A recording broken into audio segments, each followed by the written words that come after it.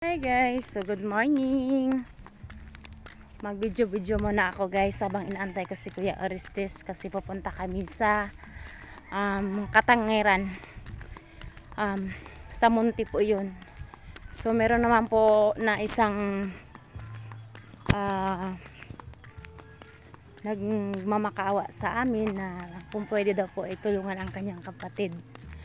So titingnan namin ngayon kung ano po ang nangyari sa kanyang kapatid para matulungan natin ng mga mga kasama at saka sa mga followers namin dyan, saka ni Sir John Ron para at saka sa banal na kamay. Tingnan po namin ngayon guys, interview namin ngayon si ate kung ano ang kanyang sakit para matulungan po natin guys.